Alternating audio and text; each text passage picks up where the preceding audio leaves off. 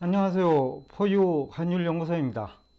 오늘은 오래간만에 외환시장에 대해서 좀 얘기를 나누고자 합니다. 우선 외환수급 사정이 굉장히 좋지 않아요. 2022년 1월부터 2023년 지금 현재까지 경상수지도 기대 못 미치고, 특히 무역수지는 14개월 연속 이제 적자죠. 그러다 보니 경상수지도 나빠지고 있고, 거기다가 이제 해외에서 받을 돈도 줄고 있어요. 결국 빌려준 돈이라도 아니면 받을 돈이라도 뭐 많으면 관계가 없는데, 지금 빌려준 돈도 일부 회수를 해가지고 무역수지 적자에 이제 뭐 막고 있다 할까요?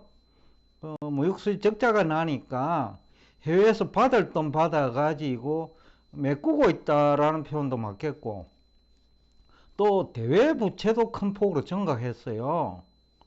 그러다 보니까 뭐 해외에서 받을 돈도 무역수지 적자에 막아였고, 그 다음에 외국에 갚을 돈은 오히려 증가하고 있고, 그러니까 결국은 이제 무역수지가 받쳐주지 못하니까 경상수지도 나빠지고 대채권도 줄어들고 대부채는 오히려 증가하고, 또 대부채 증가 요인이, 또 경상수지 적자 원인이 그 기업들, 그렇죠? 수출 기업들 수출 실적 악화에 있기 때문에, 또 외국인 주식 투자 자금도 지난 1년간 감소했고, 물론은 이제 금년 들어와 가지고 외국인 주식 투자 자금이 뭐 1월부터 3월까지 약 한 7조 원이니까 달러당 1,300원으로 환산하면 뭐 결국 한 50억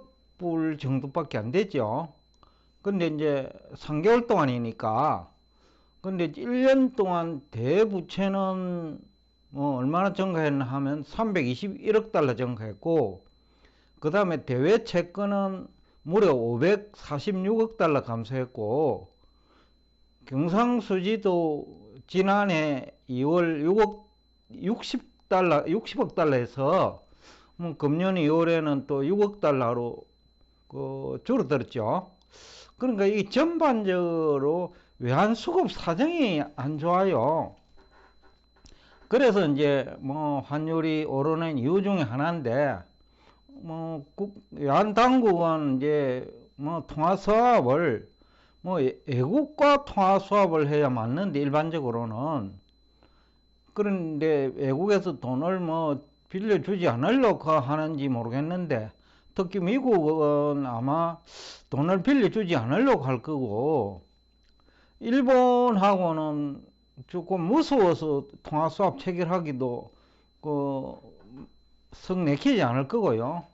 요즘 중국하고 관계도 별로 좋지 아니하고 하니까 결국은 통화사업도 국민연금하고 하는 것 같은데, 그렇지만 뭐 국민연금이라고 하는 것이 국내에서 가져 나간 돈이지요. 그 돈을 가지고 통화사업 체결해봐야 별 효과도 없죠. 결국은 이제 외환시장 불안 요인이 되는데, 좀 더 구체적으로 이제 살펴보면, 경상수지는 지난해 2월만 하더라도 64억 달러 흑자였죠. 근데 지금은 6억 달러밖에 안 돼요. 그것도 무역 수지가 계속 악화되니까, 국민연금 등이 이제 외국에서 주식 팔아가 들어오는 거 아니냐라는 생각도 해볼 수 있고, 그 다음에 뭐 대외 채권은 보면 이제 외국에서 받을 돈인데, 뭐 지난해 연말만 하더라도, 그러니까 2021년 말 연말이네요. 2021년 12월만 하더라도 1조 한 803억 달러 정도 됐는데, 그 2022년 12월에는, 그러니까 1년 후지요. 이게 546억 달러나 감소했어요. 또 대외 채권은 321억 달러 증가했으니까 대외 채권 감소액 546억 달러하고 대부채 증가액 321억 달러 합하면 약 860억 달러가 어떻게 보면 그 공급이 됐는데 무역 수지가 이제 자꾸 더 나빠지고 있으니까 결국은 이제 외국인 주식 투자 자금까지 이제 유출되고 있다. 2021년에도 1년 동안 약 한 25.6조 원이니까 그 약 200억 달러 넘죠. 그 다음에 2022년에도 한 50억 달러 정도 가지고 나갔고, 외국인 투자 자금도 계속 나가고요. 올해 들어와 가지고 뭐 한 3개월 동안 정도만 7조 원이니까 얼마 안 되죠.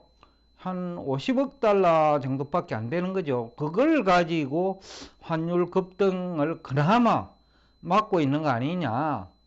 통화수합 이것은 어떻게 보면 우리나라 돈으로, 즉 우리나라 국민들이 가지고 있는 외화를 가지고 외환당국이 빌려가지고 쓰고 있다라는 표현이 됐기 때문에 아마 외환시장 불안이 상당 기간 지속될 거 아니냐. 지금 오늘이 뭐 4월 지금 뭐 20일인가요? 오늘이 1330원을 돌파했어요. 아마 뭐 1350원 가는 건 시간 문제가 아닌가 싶는데, 일단 지금 외환시장 환경은 환율이 하락할 수 있는 환경은 아니다. 여러 가지 조건이 뭐 반도체가 살아난다 하더라도 지금 살아나기에는 시간이 걸리겠죠. 3개월만 뭐 이런 상황이 지속되더라도 1350원은 뭐 쉽게 돌파하지 않을까 싶은 생각이 들어요. 일단 요즘 와가지고 제가 환율 얘기는 하지 않고 있는데, 일단 그 원엔 환율을 보더라도 지난해 6월이죠. 951원 하던 것이 지금 993원이니까 약 한 40원 이상, 그러니까 약 한 4 내지 5%가 그 우리나라 통화가 일본 엔화에 대비해 가지고 하락했죠. 엔화 가치가 하락한다고 뭐 일부 국내 경제학자들 일본이 망했다고 하는데, 우리나라 돈 가치가 일본 엔화보다 더 하락하고 있어 가지고 그분들 입장에서는 한국이 망했다는 표현을 하는지는 모르겠는데, 일단 뭐 한 2, 3개월 중에 일본이 망했다고 했는데 실제 환율만 놓고 보면 한국 원화 가치가 일본 엔화보다 더 빠른 속도로 하락하고 있다. 게다가 미국 달러 가치가 지난해 10월만 하더라도 113대 지금 101이니까 10% 이상 하락했죠. 근데 우리 원화 가치는 미국 달러 가치 하락에도 불구하고 지금 올해 들어와가지고 하락하고 있으니까 이게 조금 불안한 외환시장이 아닌가라는 얘기를 하고 싶고요. 또 외환시장의 수급을 결정하는 것이 결국 수출과 수입인데, 수출이 기대에 못 미치니까 또 외국인 투자자들도 떠나고, 외국인 투자자들이 떠나니까 또 주식시장도 조정을 받을 것 같고, 아마 5월 이후에 우리나라 증시가 미국까지 조정을 받는다면 특히 최근에 급등한 2차 전지와 같은 그런 주식이 조금 하락폭이 크지 않을까라는 생각을 하면서 오늘 여러분과 대화를 여기서 마치겠습니다. 오늘도 끝까지 경청해 주셔서 대단히 감사합니다.